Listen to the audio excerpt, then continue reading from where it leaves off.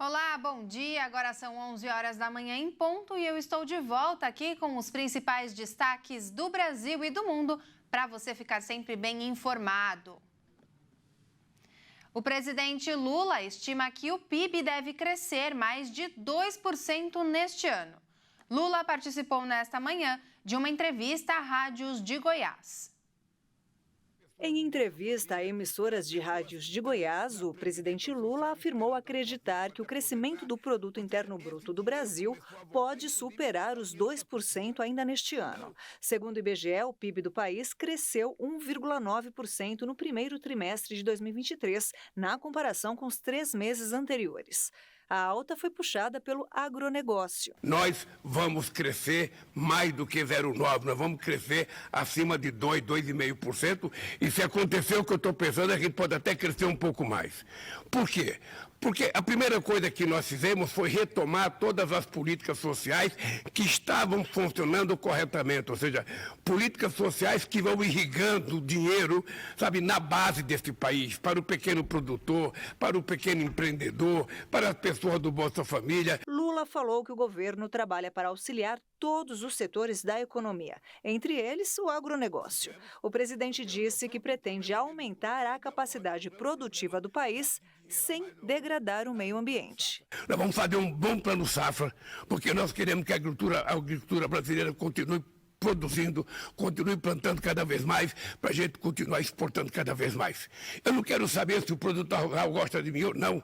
Eu não quero saber, não é isso que está em jogo. O que está em jogo é a gente recuperar a capacidade produtiva desse país e aumentar essa capacidade produtiva desse país sem desmatamento e sem queimada na Amazônia. É preciso ficar claro isso, que nós não precisamos derrubar uma árvore para criar uma cabeça de gado ou para plantar 1 hectare de soja. Nós temos mais de 30 milhões de hectares de terras degradadas que podem ser recuperadas e que a gente pode dobrar a nossa produção agrícola. O Ministério do Trabalho e Emprego paga nesta quinta-feira o penúltimo lote do abono salarial PIS/PASEP ano base 2021. Serão beneficiados 4.280.000 trabalhadores.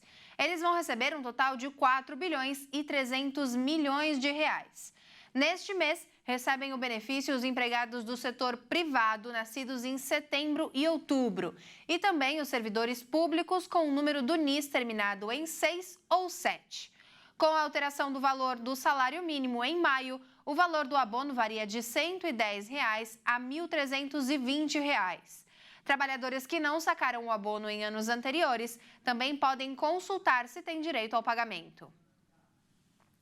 E as inscrições para o Exame Nacional do Ensino Médio 2023 estão chegando ao fim. Os interessados em participar do exame e garantir a sua chance de ingressar em universidades ou se beneficiar de programas educacionais têm até amanhã, dia 16 de junho, para realizar a inscrição.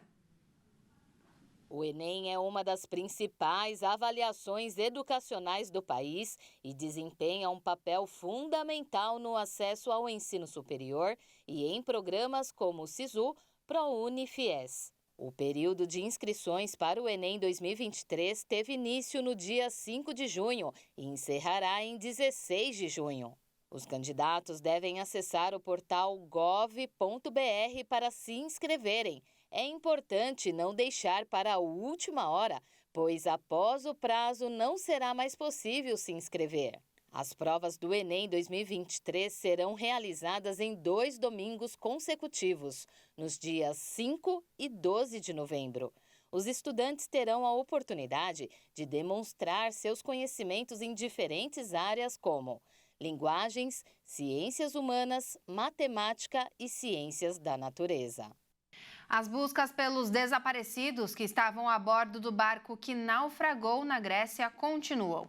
Até o momento, 104 pessoas foram resgatadas com vida e 79 não sobreviveram.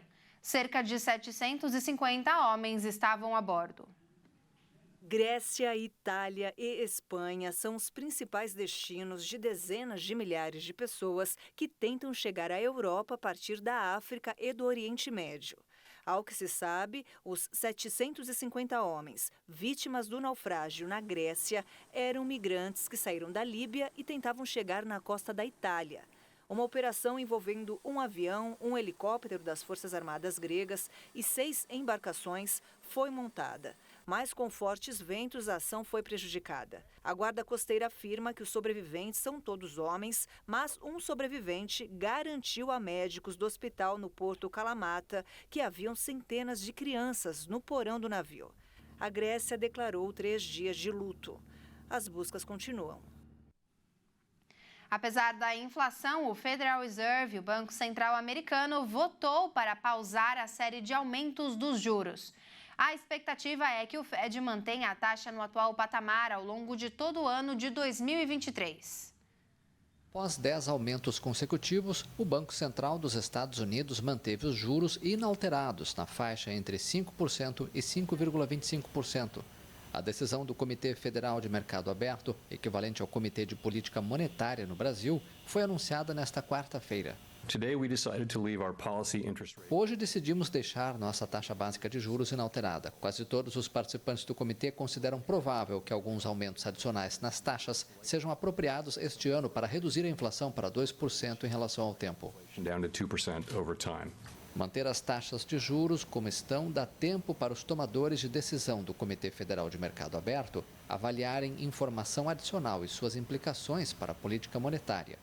Apesar dos juros terem sido elevados com força nos Estados Unidos, a inflação anual teima em se manter acima da meta de longo prazo de 2%, enquanto o desemprego está próximo de baixas recordes.